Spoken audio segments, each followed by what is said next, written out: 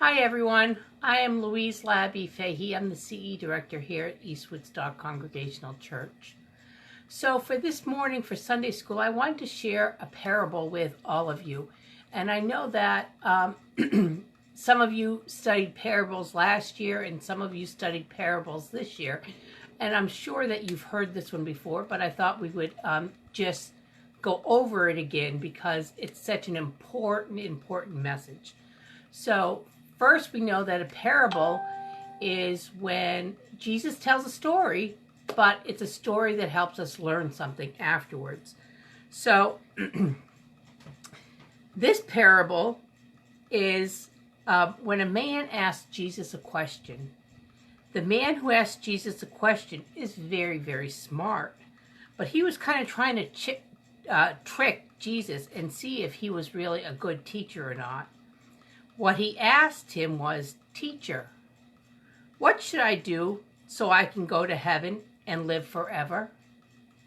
But Jesus was smarter than him, and Jesus said, "What is it written in the Bible? What do you think you should do?" The man answered, "Love the Lord your God with all your heart, and with all your soul, and with all your strength, and love your neighbor as yourself." And Jesus said, "That's right. Do this and you will live in heaven." But the man wanted to know more and kept trying to trick Jesus. And he said to him this time, "But who is my neighbor?" So Jesus decided to answer his question with a parable to help everyone else who is listening. So Jesus, I'm going to do a kind of a puppet show. Let's see how it goes. There once was a Jewish man walking along a road. He was coming from Jerusalem, and he was heading to Jericho, which was at least a full day, if not a 2-day walk. The road was very rocky, and there were small hills all around. The man was humming to himself and enjoying a nice day, and suddenly a group of men came out from behind the hill. They took all his belongings and they tore up most of his clothes, and they took all of his things. They didn't want him to follow them, so they beat him up very badly, and they left him lying and bleeding on the side of the road. A few minutes later, a priest came by, and a priest in those days was somebody who worked in the church. A priest came by, and he saw him lying down in the path, and he noticed the man was lying on his side of the road. Do you know what he did? You think he would run over and help the man?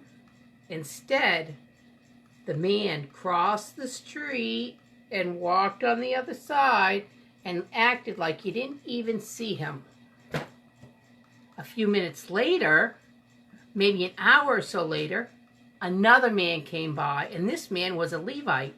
And Levites, they also worked for the church. And he noticed that the man was lying on the side of the road. Do you know what he did?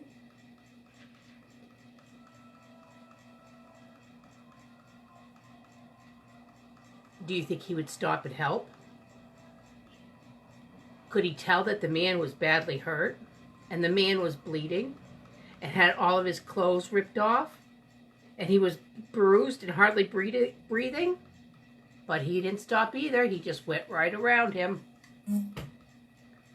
A few minutes later, another man came walking by. But this man, he was a Samaritan.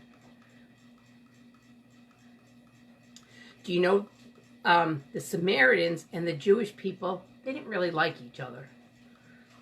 But the Samaritan saw that he was lying in the road and that he was sick. And do you know what he did? He could have walked right around him because they didn't like each other. He could have laughed at him, but no. The Samaritan tried to help him and take care of him.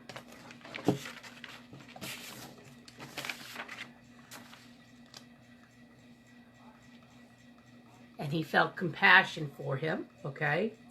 He put bandages on him, and he took care of all his sores, and he put oil and wine on him, which was very expensive, but it was helped to prevent them from getting worse and to take care of him. The next day, the Samaritan brought him to a hotel, and he told the hotel person there that worked there, please take care of him. The next day, the Samaritan took money out of his own pocket, and he paid the hotel man, and he said he would be coming back this way in about 2 months. And if there was any other further cost, he would pay it for the Samaritan back. He would pay the hotel back at that time. And so the hotel took care of the man, and they fixed all his wounds, and they made sure that he was healthy.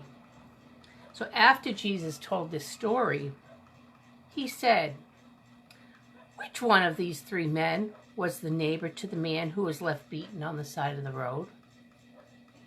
And the man who asked him all the questions began to reply, the one who had compassion on him and the one who helped him. So Jesus said, go and do the same. So what Jesus was telling us was to go and be like the Samaritan, help each other out, be nice to each other, and to even those people that maybe we don't like, that we should still be nice to them and take care of them and look after them. So, and we can all do that. And there's lots of ways we can do it. And sometimes it's people we don't even know. We can make cards that we're still giving out at church. You could bring some food to the church that we can give to people who don't have any enough food. And you know what? Sometimes when you're in school and I know you're not in school right now, but other friends are making fun of somebody, and if you stand up for them, even when it's really hard, you're going to be like that Good Samaritan. And that's what Jesus is asking us all to do every day, just to be our best selves and to act in the same way that Jesus would act. And Jesus would have taken care of that man on the side of the road. And we're all able to do that too. So I wanted just to tell you a few other things. Today is the last Sunday that I'm going to share Sunday school with you here. Next week is Children's Sunday. And I do need, because this is the Sunday that's all about each of you. So please send me any pictures or prayers or coloring things that you would like to share. And I will make sure those all get part of the service next Sunday. And we will not have Sunday school for the rest of the summer, but come Rally Sunday, we will start Sunday school again. So I did send your parents all an email with all the directions for everything I need. So please ask your parents for those and get all those things to me by Wednesday at the latest, okay? So I'm going to leave you today with peace be with you.